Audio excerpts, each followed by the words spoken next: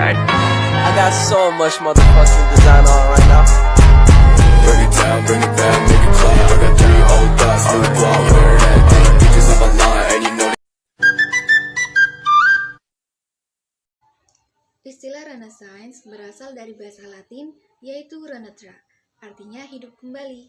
Periode ini merupakan perkembangan kebudayaan Eropa memasuki babak baru dalam seluruh aspek kehidupan, yang mencakup ilmu pengetahuan, teknologi, seni, sistem politik, dan lain sebagainya.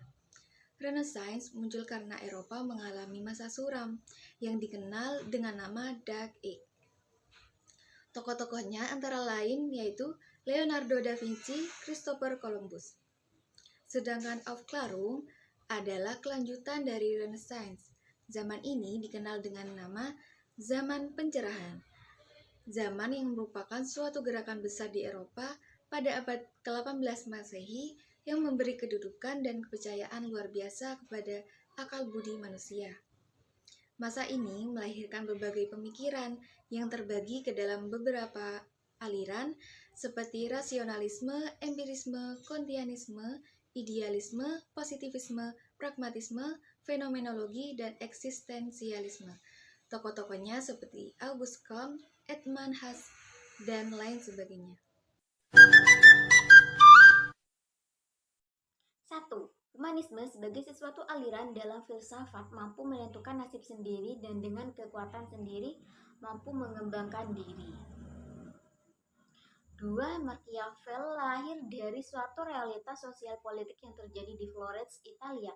Machiavelli pemikirannya terkait tentang bentuk negara yang autokratik sebagai satu-satunya.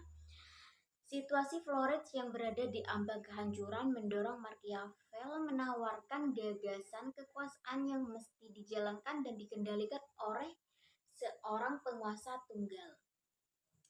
3. Auguste Comte adalah tokoh aliran positivisme. Pendapat aliran ini adalah instrumental penting dalam memperoleh pengetahuan tetapi harus dipertajam dengan alat bantu dan diperkuat dengan eksperimen. Bila dilihat dari nilai etisnya terhadap sains, maka dapat dinyatakan bahwa apabila paradigma positif 4. Voltaire adalah penulis dan filsuf Perancis pada era pencerahan. Voltaire dikenal tulisan filsafatnya yang tajam, dukungan terhadap hak-hak manusia dan kebebasan sipil termasuk kebebasan beragama dan hak mendapatkan pengadilan yang patuh.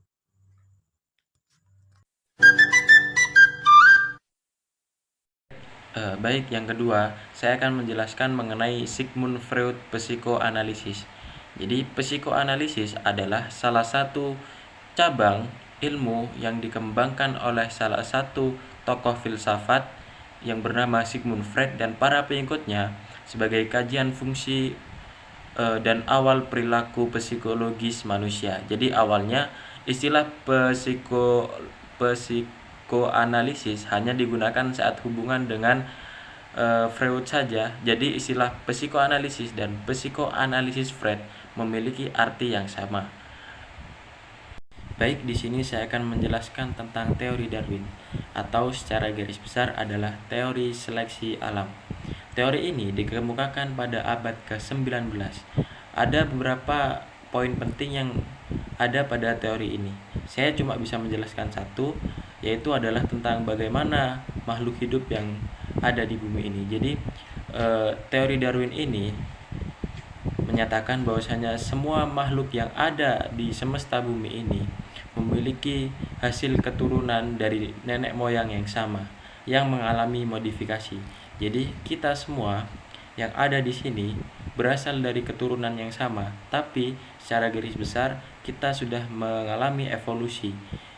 Teori Darwin juga mengungkapkan bahwasanya manusia ini terbuat dari kera. Jadi evolusi dari kera. Awalnya manusia itu adalah kera. Lambat laun kera itu akan berjalan dan dijadikan makhluk sempurna seperti manusia. Terima kasih. Jadi kesimpulannya, teori psikoanalisis merupakan teori yang berusaha untuk menjelaskan tentang hakikat dan perkembangan kepribadian manusia. Terima kasih. Terakhir adalah tentang pemikiran dari Karl Marx tentang materialisme. Jadi materialisme adalah sistem pemikiran yang meyakini materi sebagai satu-satunya keberadaan yang mutlak dan menolak keberadaan apapun selain materi. Sistem berpikir ini menjadi terkenal dalam bentuk paham materialisme dialektika. Karl Marx berpendapat bahwasanya manusia adalah makhluk alamiah dalam objek alamiah. Jadi, Karl Marx itu memandang bahwasannya sejatinya aktor utama yang berperan penting dalam keberlangsungan hidup suatu masyarakat adalah kelas-kelas sosial. Contoh dari materialisme ini adalah kepemilikan terhadap rumah. Jadi, orang yang memiliki rumah sudah termasuk mengamalkan materialisme yang ada pada masyarakat. Terima kasih. Michel Foucault adalah seorang filosof dan sejarawan asal Prancis yang memiliki pemikiran yang signifikan dalam pemahaman postmodernisme. Menurut Foucault, postmodernisme dapat diartikan sebagai pendekatan yang menolak gagasan kebenaran absolut dan pengetahuan yang objektif. Dia menekankan bahwa pengetahuan dan kebenaran bersifat relatif, terbentuk oleh kuasa, dan bergantung pada konteks sejarah dan budaya. Foucault juga menggambarkan postmodernisme sebagai era di mana meta-naratif atau naratif besar atau teori tunggal yang menguasai pengetahuan runtuh, digantikan oleh keragaman perspektif dan diskursus yang bersaing. Dalam karyanya, ia memeriksa bagaimana kuasa dan pengetahuan saling terkait dan menciptakan pengetahuan yang berubah seiring waktu. Dengan demikian, Foucault menganggap postmodernisme sebagai periode yang mengejutkan dan menantang paradigma tradisional pengetahuan dan kebenaran, mendorong kita untuk mengkritisi, meragukan, dan memahami konstruksi pengetahuan dari berbagai konteks. Menurut Richard Rorty, postmodernisme adalah sebuah aliran pemikiran filosofis yang menolak klaim-klaim universal dan objektif tentang kebenaran, nilai, dan pengetahuan. Postmodernisme menekankan bahwa realitas sosial, budaya, dan bahasa bersifat relatif, subjektif, dan terbentuk oleh kerangka pemikiran masing-masing individu atau kelompok. Rorty juga mengemukakan bahwa dalam konteks postmodernisme, gagasan-gagasan seperti kebenaran mutlak atau rasionalitas universal harus digantikan dengan keragaman pandangan dan penilaian yang beragam. Dengan kata lain, postmodernisme menolak klaim bahwa ada satu narasi tunggal atau metanarasi yang benar dalam menjelaskan dunia dan mengakui pluralitas perspektif sebagai hal yang sah dalam berbagai konteks budaya dan sosial. Menurut Jacques Derrida, seorang filosof dan pemikir postmodern terkenal, postmodernisasi adalah sebuah pendekatan intelektual yang menekankan pengabaian terhadap hierarki, oposisi biner, dan keyakinan dalam struktur bahasa dan pemikiran. Derrida menekankan konsep dekonstruksi yang merupakan metode analisis yang menyoroti ketidakstabilan, ambiguitas, dan kontradiksi dalam teks dan pemikiran. Ia berpendapat bahwa bahasa dan pemikiran selalu terkontaminasi oleh unsur-unsur yang bertentangan dan tidak dapat dijelaskan dengan mudah. Sehingga Derrida mengajukan bahwa interpretasi dan pemahaman harus selalu berada dalam proses dekonstruksi yang terus-menerus.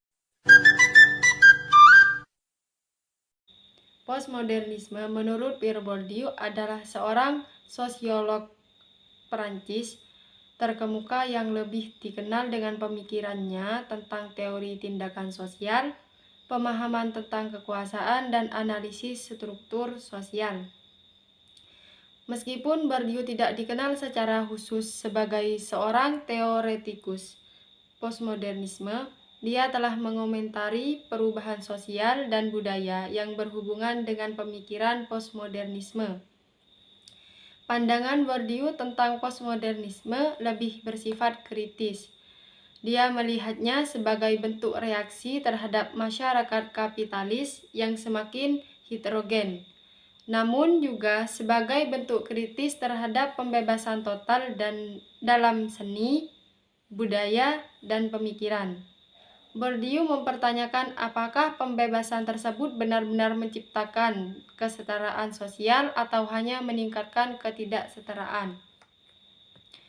Jadi, sementara Bourdieu mungkin tidak memberikan pengertian postmodernisme yang positif, dia mempertanyakan implikasinya terhadap masyarakat dan budaya, terutama dalam konteks ketidaksetaraan dan hierarki sosial.